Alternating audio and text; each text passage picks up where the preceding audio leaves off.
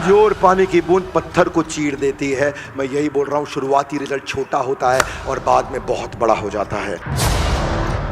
बहुत थोड़ा भी प्रयास अगर रोज करते रहे कोई प्रयास आपका वेस्ट नहीं जाएगा। जब तक तोड़ेंगे नहीं तब तक छोड़ेंगे नहीं। यही कहानी मेरे को अपने दिमाग के अंदर घुसानी है। अगर 1% बेटर होते रहे तो 37 गुना इंप्रूव कर जाएंगे साल के एंड में। पर 1% अगर बेहतर होने की जगह बदतर होते गए रोज, और रोज अगर लर्न नहीं किया और अपने ऊपर इन्वेस्ट नहीं किया, आप जीरो से नीचे चले जाएंगे, नेगेटिव में चले जाएंगे। बकवास करते हो कि मेरे से कुछ नहीं होगा, आम आदमी कुछ नहीं कर सकता, अकेला चना भाड़ नहीं फोड़ सकता, पहाड़ नहीं तोड़ सकता। अकेले चने नहीं पहाड़ तोड़ा था। थोड़ा पैसा रोज बचाने से आप मिलियनियर नहीं बन जाओगे, लेकिन थोड़ा पैसा लंबे समय तक बचाने से आप बिलियनियर जरूर बन जाओगे।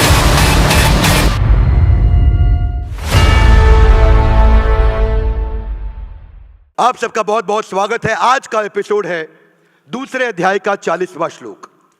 पिछले एपिसोड में हमने समझा कि भगवान कृष्ण ने अर्जुन को इंस्पायर किया कि कैसे तुम्हारी बेइज्जती के कारण तुम बर्बाद हो सकते हो। यह एपिसोड उन सब के लिए बहुत काम का है जो अब कृष्ण बताएंगे। इस एपिसोड में कृष्ण चर्चा करने वाले हैं कि कैसे अगर आप बहुत छोटी पोजीशन पे खड़े हैं, कोई सफलता जिंदगी में नहीं मिली, तो आज क्या करना है। जानना चाहेंगे? एक गाइस एवरीबॉडी लाउड, जानना चाहेंगे? अगर आप जिंदगी में बहुत पीछे खड़े हैं और आपसे लोग दुनिया बहुत आगे निकल चुकी है, तो अब आपको इस समय क्या करना चाहिए, शुरुआत कैसे करनी चाहिए, स्टार्ट कैसे करना चाहिए। दूसरे अध्याय का 40वां श्लोक, नेहा विक्रम नाशो अस्ति प्रत्यवायो न विद्यते स्वल्पमप्यस्य धर्मस्य त्रायते महतो भयात्। बहुत सुंदर अनुवाद व तात्पर्य ऐसी भक्तिवेदांत स्वामी श्रील प्रभुपाद जी के द्वारा। श्रील प्रभुपाद की जय। हाथ आगे लाइए। अर्जुन शुरू करो। क्योंकि इस प्रयास में हानि नहीं होती है, अपितु इस पथ पर की गई अल्प प्रगति भी महान भय से आगे चल के रक्षा करेगी। क्या मेरी बात समझ आ रही है? Yes. अंग्रेजी में क्या कहा है? In this endeavour there is no loss और diminution and a little advancement and a little advancement on this path can protect one from the most dangerous type of fear. सुनिएगा जरा बात को। न इहा नहीं होगा, अभिक्रम जो प्रयास कर रहा है, नाशवस्ति उसका नाश नहीं होगा कभी भी। जितना प्रयास किया है वो प्रोटेक्ट होता है। हाथ आगे लाइए। जितना प्रयास किया है वो जीरो नहीं होता। आपके फेलियर का मतलब जीरो नहीं हुआ, क्योंकि वो अक्यूमुलेट हो रहा होता है। वो जीरो तब होता है जब कंसिस्टेंसी समाप्त होती है। सुनना मेरी बात को ध्यान से। न इहा अभिक्रम नाशो अस्ति उसका नाश नहीं होगा। किसका? प्रत्यवायो न विद्यते स्वल्पमप्यस्य धर्मस्य जिसने थोड़ा सा भी काम चालू कर दिया। त्रायते हाथ आगे लाइए। तार देंगे। महतो भयात हाथ आगे लाइए। महान महतो मतलब महान, भय मतलब फियर। महान भय से भी उसकी रक्षा हो जाएगी। किसकी रक्षा होगी? उस व्यक्ति की जो छोटी छोटी शुरुआत के साथ अक्यूमुलेटेड रिजल्ट्स को बड़ा करता है। क्या मेरी बात समझ आ रही है? Loudly yes no. भगवान अर्जुन को समझा रहे हैं कि लगातार प्रयास करने में कोई हानि नहीं है, और इसमें थोड़ी थोड़ी उन्नति आपको सबसे भयानक भय से बचा सकती है। पिछली बारी भयानक भय क्या बताया? अकीर्ति चापी भूतानी। अकीर्ति, जब आपकी कीर्ति छिन जाएगी आप बर्बाद हो जाओगे। So start from where you are. Consistency is the key to success. निरंतर प्रयास करना।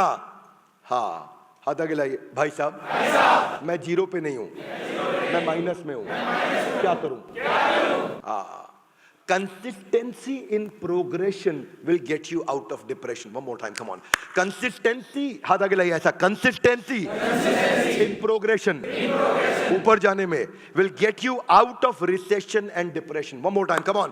हाथ आगे लाइए। Consistency in progression will get you out of recession and depression. क्योंकि आज हम क्या चर्चा कर रहे हैं? गीता इन। जब जंगल में आग लगी तो चिड़िया भी था, कौवा भी था। चिड़िया नदी से उस आग को बुझाने के लिए एक एक बूंद पानी लेकर के आ रही थी, और कौवा वहां बैठ के हंस रहा था। कौवे ने बोला, तेरी ये एक बूंद पानी डालने से जंगल की आग बुझने नहीं वाली। तो चिड़िया ने क्या जवाब दिया? इतिहास में जब भी चर्चा की जाएगी, मेरा नाम आग बुझाने वालों में होगा और तेरा नाम तमाशा देखने वालों में होगा। प्रत्यवायो न विद्यते। ऐसे व्यक्ति का नाश नहीं होता जो लगातार कंसिस्टेंट। जानते हैं क्या फर्क है लेजेंडरी लोगों में और एवरेज लोगों में? क्या फर्क है? क्या फर्क है? कोई फर्क नहीं है, केवल कंसिस्टेंसी गोल स्टेटमेंट के प्रति उसी का फर्क है। आज भी तो उस गिलहरी की बात होती है ना, जिसने चट्टान को मजबूत बनाने में, जिसने पुल को मजबूत बनाने में छोटे छोटे कंकड़ डाले। और भगवान राम ने हनुमान को क्या समझाया? तुम्हारी चट्टानों के बीच में जो गैप रह जाता है ना, उस गैप को गिलहरी के छोटे छोटे कंकड़ जाके जोड़ देती है, जिसके कारण ये पुल मजबूत होता है। तुम्हारे कॉर्पोरेट वर्ल्ड के अंदर भी जो बड़े बड़े सीईओ जाके बैठ के डिसीजन लेते हैं, उनको इंप्लीमेंट करने के लिए नीचे छोटे छोटे एग्जीक्यूटिव जो छोटा छोटा सपोर्ट करते हैं ना, वो बड़ी कंपनी के बनाई हुई बड़ी स्ट्रैटेजी को उसी पुल की तरह सपोर्ट करके मजबूत बनाने में मदद करते हैं। इसलिए छोटे आदमी का कोई छोटा प्रयास नहीं होता, हर प्रयास हमारे को कामयाबी की तरफ लेकर के जाता है। स्वल्पमप्यस्य धर्मस्य त्रायते महतो भयात्। तो छोटे छोटे कंकड़ भी जिस कारण पुल सेतु को मजबूत बनाते हैं, उसकी बात कृष्ण ने करी यहां पे। आप जानते हैं वर्ल्ड ट्रेड सेंटर पे अटैक किसने किया था? ओसामा बिन लादेन ने। यस, क्या हुआ? ओसामा बिन लादेन अमेरिका में रहता था। Loudly yes no? अमेरिका में रहता था। Yes no? कहां रहता था Osama bin Laden? Osama bin Laden Afghanistan में नहीं, पाकिस्तान के अबेटाबाद में था। 2001 में अटैक हुआ था और 2011 में जाके दूसरी देश के अंदर जाकर के उसको पकड़ के मारा गया। वो कंसिस्टेंट एफर्ट नहीं होता तो कभी भी देश के राष्ट्रपति का विश्व के ऊपर कभी विश्वास नहीं किया जाता। अमेरिका और इजराइल के बारे में यही माना जाता है। अपने देश के वीरप्पन को पकड़ने में समय लगा, शायद उतना कंसिस्टेंट एफर्ट नहीं था। 24 साल बाद वीरप्पन पकड़ा गया था और यहाँ दूसरे देश के अंदर जाकर के 10 साल में ओसामा बिन लादेन को उखाड़ा। मुद्दा है, if you get 1% better every day, you will get 3800% better, यानी कि 37 गुना ज्यादा बेहतर हो जाते हैं एक साल के अंदर 365 दिन में। बस 1% better every day, 1% better every day. स्वल्पमप्यस्य धर्मस्य सुअल्प, थोड़ा सा प्रयास। अल्प भी कृष्ण अल्पमप्यस्य भी बोल सकते थे। अद्भुत बात देखो, कृष्ण ने अल्पमप्यस्य भी नहीं बोला, सुअल्पमप्यस्य, यानी कि थोड़ा भी नहीं, बहुत थोड़ा भी प्रयास अगर रोज करते रहे न इहा विक्रम नाशो अस्ति, कोई प्रयास आपका वेस्ट नहीं जाएगा। किसी का नाश नहीं होने वाला, किसी भी प्रयास का नाश नहीं होने वाला। When these efforts they get accumulated, results come so huge you can't even imagine। हाथ आगे लाइए। कैसे? क्योंकि शुरुआती रिजल्ट छोटा होता है। Little louder everybody guys, come on। शुरुआती result, one more time everybody, शुरुआती रिजल्ट दोनों दिशा में, ऊपर जाने, बेहतर होने में और बदतर होने में शुरुआती रिजल्ट छोटा होता है। शुरू में अपनी पत्नी को इग्नोर करोगे, वो आपको माफ कर देंगे, पर लगातार इग्नोर करते रहोगे, रिजल्ट बहुत बड़ा हो जाएगा। Are you with me? ये दोनों तरफ होता है। शुरू में ज्यादा खाना खाओ, कोई फर्क नहीं पड़ता, पर अगर बहुत दिन तक ज्यादा खाना खाते रहे और गलत खाना खाते रहे, रिजल्ट एकदम बदल जाएगा। हाथ आगे लाइए। शुरुआती रिजल्ट छोटा होता है। One more time, come on। शुरुआती रिजल्ट अगर 1% बेटर होते रहे तो 37 गुना इंप्रूव कर जाएंगे साल के एंड में, पर 1% अगर बेहतर होने की जगह बदतर होते गए रोज, और रोज अगर लर्न नहीं किया और अपने ऊपर इन्वेस्ट नहीं किया, जमाने के आगे बढ़ने की स्पीड बहुत तेज है, आप जीरो से नीचे चले जाएंगे, नेगेटिव में चले जाएंगे। मेरी बात सुनो, थोड़ा पैसा रोज बचाने से आप मिलियनियर नहीं बन जाओगे, लेकिन थोड़ा पैसा लंबे समय तक बचाने से आप बिलियनियर जरूर बन जाओगे। मेरी बात सुनिए, 3 दिन जिम में जाकर के आप आर्नोल्ड नहीं बन जाओगे, पर लगातार जिम में जाते रहोगे तो हो सकता है आप मिस्टर ओलंपिया भी बन जाओ, मिस्टर वर्ल्ड भी बन जाओ। मैं यही कह रहा हूं कि 3 दिन अगर फ्रेंच सीखोगे तो फ्रेंच बोलने नहीं लग जाओगे, पर लगातार जब फ्रेंच सीखते रहोगे, क्योंकि शुरुआती रिजल्ट छोटा होता है। One more time, come on. शुरुआती रिजल्ट, कृष्ण ने ऐसे ऐसे प्रिंसिपल्स बताए। सुअल्पमप्यस्य, इतना इतना भी प्रयास करते रहोगे अर्जुन, तुम महान भय से तुम्हारी रक्षा हो जाएगी। और महान भय पीछे के 3 श्लोकों की अभी हमने चर्चा करी पिछले एपिसोड में कि वो महान भय क्या है। लॉस एंजलिस से न्यूयॉर्क जाते वक्त अगर 180 डिग्री नहीं, 145 डिग्री नहीं, 90 डिग्री नहीं, 75 डिग्री नहीं, 45 डिग्री नहीं, 15 डिग्री नहीं, 5 डिग्री नहीं, अगर केवल 3.5 डिग्री साउथ कर देना अगर उसको प्लेन को, तो वो भाई हवाई जहाज लॉस एंजलिस से न्यूयॉर्क उतरने की जगह वो वॉशिंगटन डीसी उतर जाएगा। शुरुआत में 3.5 डिग्री इतना हुआ, इतना इतना, बोला इधर देख रहा है जहाज, इतना सा इधर देखा, पता भी नहीं चलेगा 3.5 डिग्री क्या होता है। ये ऐसे जहाज जाना था, ऐसे जाने की जगह हल्का सा ऐसे जा रहा है बस। अब ये सीधा है कि ये सीधा, आपको पता भी नहीं चलेगा। 3.5 डिग्री इतना ही है, लेकिन वही 3.5 डिग्री बढ़ बढ़ के वो जहाज एग्जैक्टली न्यूयॉर्क उतरने की जगह वॉशिंगटन डीसी उतर जाएगा। मैं ये बोल रहा हूं, शुरुआती result. Everybody louder guys, come on Delhi, louder. शुरुआती रिजल्ट। आपकी नेटवर्थ क्या है? आपकी नेटवर्थ आपकी फाइनेंशियल हैबिट्स का आउटकम है। आपकी फिजिकल फिटनेस क्या है? आपकी फिजिकल फिटनेस आपकी ईटिंग हैबिट्स का रिजल्ट है। आपकी इस समय आपका विजडम, आपकी नॉलेज, आपकी जो लर्निंग हैबिट्स का आउटकम है। आज आपकी नॉलेज कौन सी हैबिट्स लेकर के आते हैं, बिल्ड करते हैं, वो डिसाइड करेगा आगे क्या होने वाले हैं। कैलाश सत्यार्थी हमारे देश का, उनको कोई नहीं जानता था। आज पद्मश्री, पद्म भूषण, पद्म विभूषण की बात नहीं कर रहा हूं, आज भारत रत्न की बात नहीं कर रहा हूं। कैलाश सत्यार्थी को नोबेल पीस प्राइज मिला। L6 कालका जी, यहीं साउथ दिल्ली में उनका छोटा सा ऑफिस हुआ करता था। सरकारी नौकरी उन्होंने 30 साल पहले छोड़ी थी। किस लिए? बचपन बचाओ आंदोलन, बचपन बचाओ आंदोलन, BBA, बचपन बचाओ आंदोलन। और बचपन बचाओ आंदोलन में बंधुआ मजदूरों के लिए लड़ाई लड़ी। 1 लाख बच्चों को उन्होंने बचाया। आज पूरी दुनिया के अंदर उनको जनक माना जाता है। Global rights for child rights. आप जानते हैं वो क्या कर रहे हैं? लगातार बच्चों के लिए काम करते रहे, करते रहे, करते रहे, करते रहे, करते रहे। बहुत सारी छोटी बच्चियों को वेश्यावृत्ति से उन्होंने बचाया। लेकिन आज हम उनको जानते हैं कि उनके छोटे छोटे कंसिस्टेंट एफर्ट थे। जब उनको दुनिया का सबसे बड़ा रिकॉग्निशन, नोबेल पीस प्राइज किसी भारतीय को मिला, कैलाश सत्यार्थी को, अभी कुछ साल पहले, तब आज हम कैलाश सत्यार्थी को पहचान रहे हैं। यही आदमी जब छोटा शुरू करता है ना, उसको लगता है मैं वहां नहीं पहुंच पाऊंगा। और वही आम आदमी के लिए श्लोक बोला है। कई बार आदमी सोचता है कि भगवद गीता अर्जुन के लिए बोली गई थी। एवरीबॉडी, भगवद गीता किसके लिए बोली गई थी? ना लाउडर, कम ऑन, किसके लिए बोली गई थी? भगवद गीता मेरे लिए बोली गई थी। जैसे ही ये बात समझ में आती है तो समझ में आता है कृष्ण ने मुझे बोला है। यहां ना ऐसे अगर बैठ के सुनोगे तो फायदा नहीं होगा। आज डिसीजन लेकर के जाओ तो फायदा होगा, डिसीजन नहीं लोगे तो फायदा नहीं होगा। नहीं तो क्या होगा? आप आए, मजे लिए, चले गए। कितने कितने लोगों ने दशरथ मांझी की वो मूवी देखी थी, द मांझी मैन, जो पावरफुल मूवी थी। दशरथ मांझी की मूवी क्या थी? वो गया बिहार के पास रहा करता था, एक बहुत छोटे गांव में। 1959 की बात है। फाल्गुनी नाम की उसकी पत्नी, जिससे वो इतना प्रेम करता था, इतना प्रेम करता था, इतना प्रेम करता था। इसीलिए मैं बोलता हूं, आता मांझी सटकली, केवल जिद्दी आदमी इतिहास रचता है। दशरथ मांझी की जो कहानी थी ना, वो फाल्गुनी को लेकर के थी। फाल्गुनी गर्भवती थी, उसको पहाड़ पे खाना देने आ रही थी। पहाड़ पे चढ़ते चढ़ते जब वो नीचे गिर गई तो खूनम खून हो गई। उसको पता चला, भागा अपने घर की तरफ, अपनी पत्नी को उठाया, अपनी पीठ पे खूनम खून, खून से लिपटी सनी हुई पत्नी को लेकर के अस्पताल की तरफ भागा, जो कि 70 किलोमीटर दूर अस्पताल था। और उसके पास कोई व्हीकल नहीं था, क्योंकि उस पहाड़ को पार करके जाना था 70 किलोमीटर। उसकी जब पत्नी को अस्पताल लेके गया, पहुंचा तो ब्रॉट डेड बोला डॉक्टर ने कि आप इसको मुर्दा लेकर के आए हैं, ये मर चुकी है। दशरथ मांझी को इतना गुस्सा था, इतना गुस्सा था, उस पहाड़ पे हथौड़ी छेना लेकर के लग गया। और हथौड़ी छेना लेकर के 22 साल तक उस पहाड़ को तोड़ता रहा। 9 मीटर की गहरी सड़क बना दी। और वही पहाड़ जिससे पहले 55 किलोमीटर का रास्ता था, वो 15 किलोमीटर का रास्ता रह गया। आज पूरा देश, पूरी दुनिया मांझी माउंटेन मैन को जानती है। क्यों? स्वल्पमप्यस्य धर्मस्य त्रायते महतो भयात्। स्वल्पमप्यस्य, थोड़ा थोड़ा प्रयास चालू करो।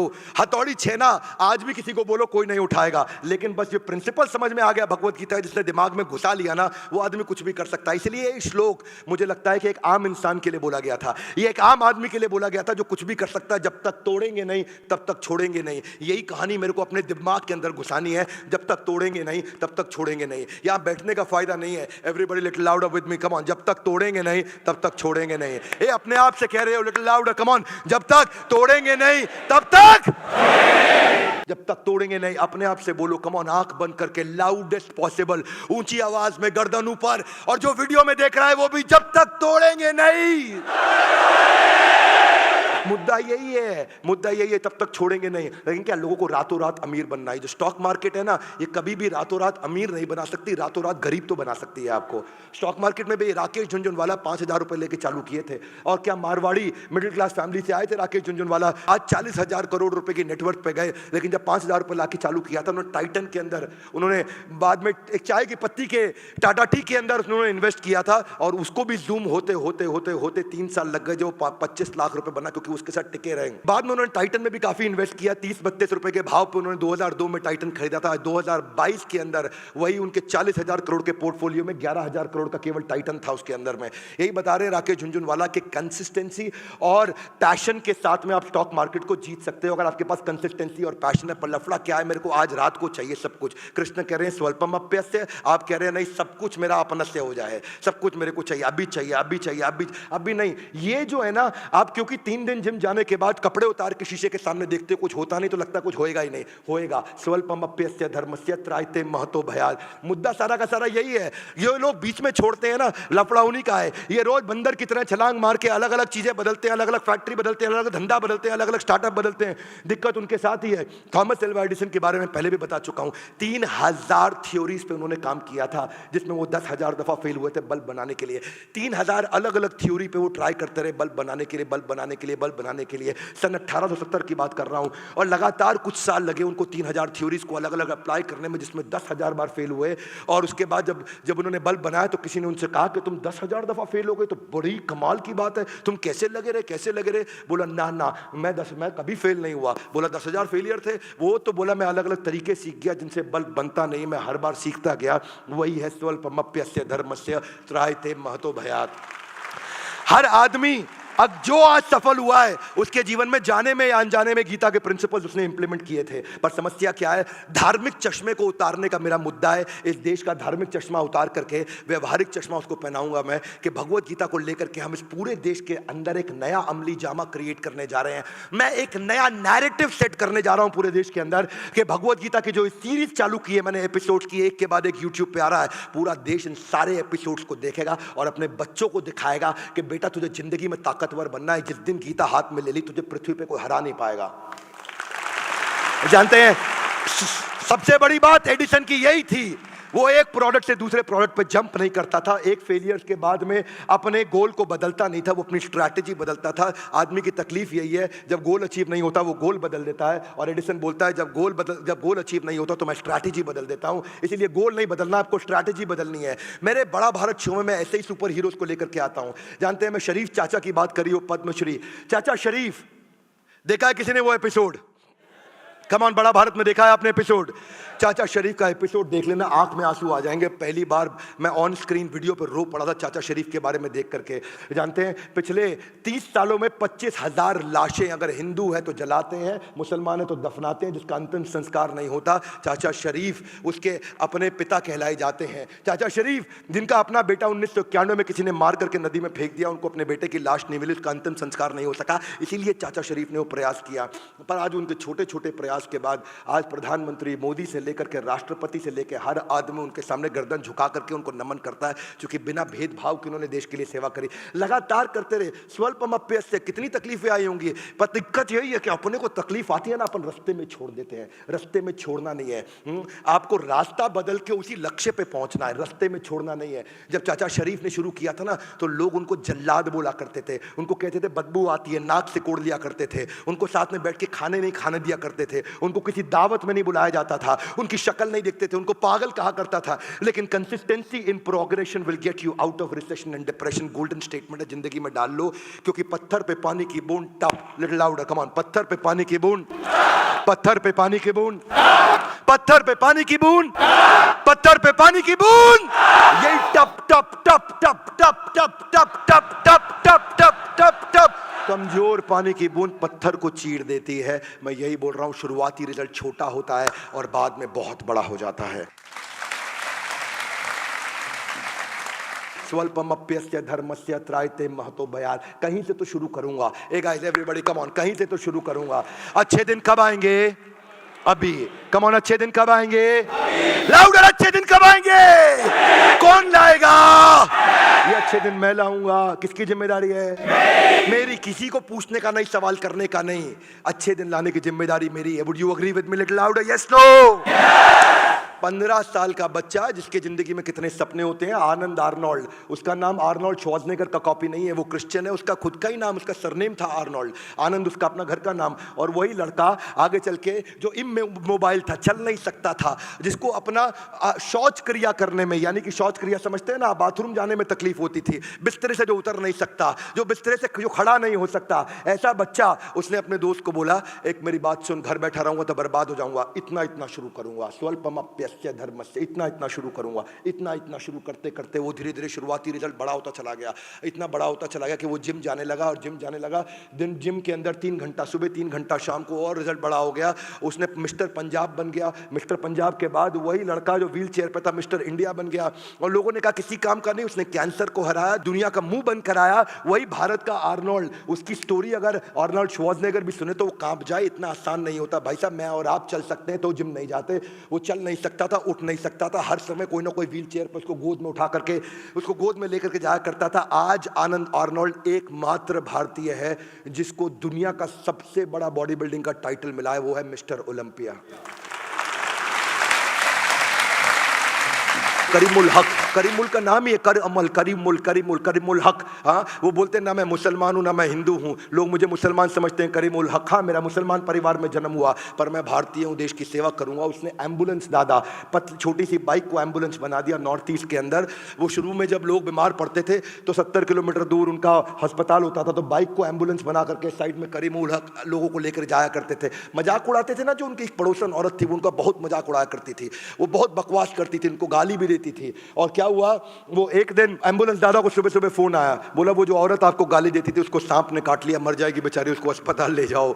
और फिर वही औरत जो जिंदगी भर उसका मजाक उड़ाती थी उसको साथ में लिटाया उन्होंने अपने एम्बुलेंस, यानी कि जो बाइक की एम्बुलेंस, बाजू में छोटा सा पहिए के साथ में एक एक्सटेंशन लगा रखा था, उस पर लिटा के लेके गए। और वहां रास्ते में हो गया ट्रैफिक जैम, जंगल था, जंगल में छोटी सड़क होती थी, वहां पे कुछ जानवर आके, हाथी आकर के गाड़ियों को उलट देते थे, ट्रैफिक जैम हो गया। उस ट्रैफिक जैम में एक और एम्बुलेंस थी, वो वहीं फंसी हुई थी, उसमें भी किसी को सांप ने काटा था, वो एम्बुलेंस वहीं फंसी रही। इन्होंने अपनी बाइक को नीचे कच्ची पटरी पर उतारा और बाद में आगे चढ़ा करके उसको ले गए। उस औरत को टाइम से अस्पताल पहुंचाया, वो बच गई। लेकिन वो एम्बुलेंस जो बड़ी वाली एम्बुलेंस थी जिसमें पीछे एक और जिसको जहर आ गया था सांप के काटने का, उस बेचारी का देहांत हो गया। जो मजाक उड़ाती रहती थी उनको एम्बुलेंस दादा ने बचा लिया। और उसके बाद एम्बुलेंस दादा को लोगों ने जानना पहचानना शुरू किया। आगे चल के उनको बजाज फैमिली ने भी अपनी तरफ से एक बजाज की मोटरसाइकिल दी। धीरे धीरे धीरे धीरे लोग उनको जानने पहचानने लगे। आज तक पिछले 24 साल में 5000 लोगों की जिंदगी उन्होंने मरने से बचाया है, बिना रुके बिना थके। लोग उनका मजाक उड़ाते थे, वो लोगों की जिंदगी बढ़ाते थे।